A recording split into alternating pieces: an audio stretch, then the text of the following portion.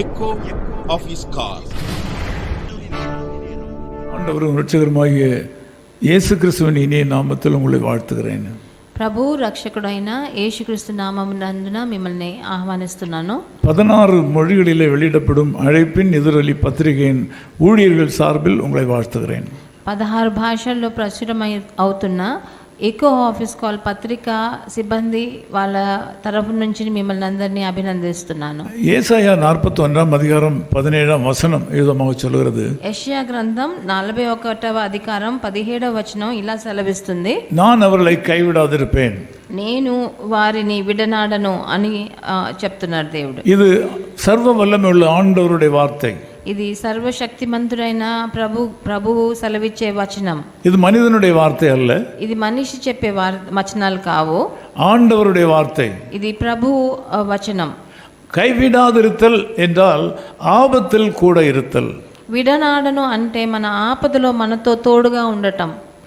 கைவிடாதிருத்தல் என்றால் வியாதியின் காலத்தில் நமக்கு சகாயராய் இருத்தல். విడనాడను అంటే మన అస్వస్థతలో ఉన్నప్పుడు మనని వదిలిపెట్టకుండా ఉండడం. கைவிடாதிருத்தல் என்றால் நியாயம் எங்கே இருந்தாலும் கஷ்ட காலம் வரும்போது கூட நின்று செயல்படுதல்.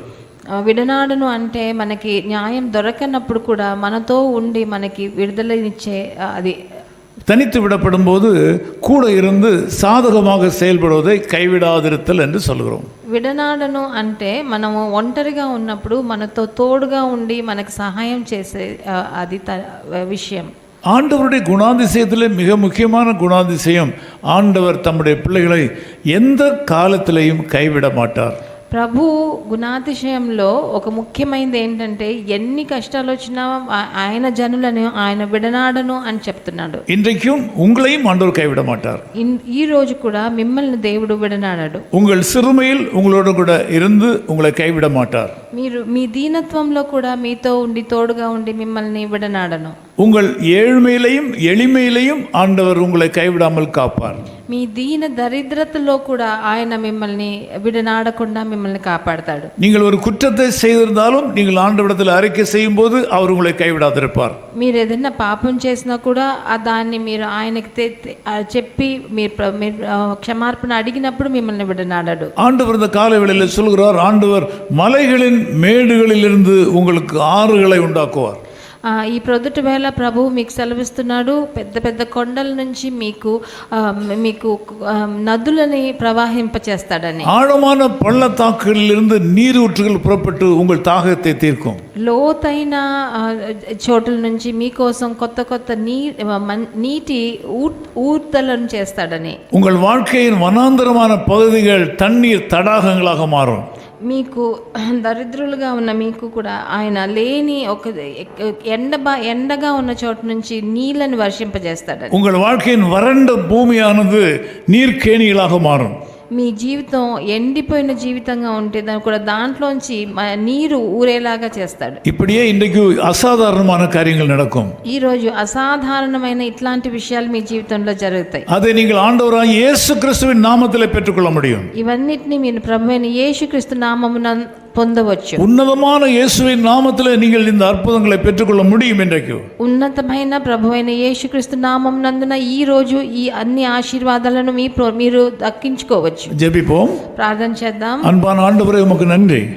ప్రియ తండ్రి మీకు కృతజ్ఞతలు. பிதாவே, இயேசு கிறிஸ்து நாமத்தில் இந்த மக்களை நாங்கள் ஆசீர்வதிக்கிறோம். ప్రభువా, ప్రభువైన యేసుక్రీస్తు నామం నందున వీళ్ళందరినీ ఆశీర్వదిస్తున్నాను. இவர்களை கைவிடாமல் காக்க வேண்டும். వీళ్ళని విడబాయకుండా మీరు ఉండాలని వేడుకుంటున్నాను. இவர்களை உலகம் இடத்தில் கைவிட்டது. వీళ్ళు వాళ్ళ చుట్టాలు వాళ్ళని వదిలేశారు తండ్రి. இவர்களை குடும்பங்கள் ஒரு இடத்தில் கைவிட்டன.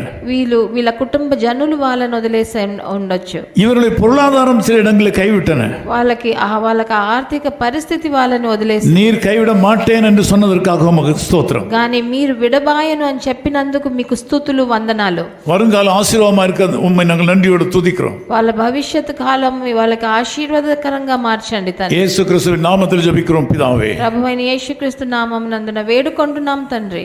ஆமென், ஆமென். இயேசுவின் நாமமே திருநாமம், முழு இருதயத்தால் தொழுவோம் நாமும்.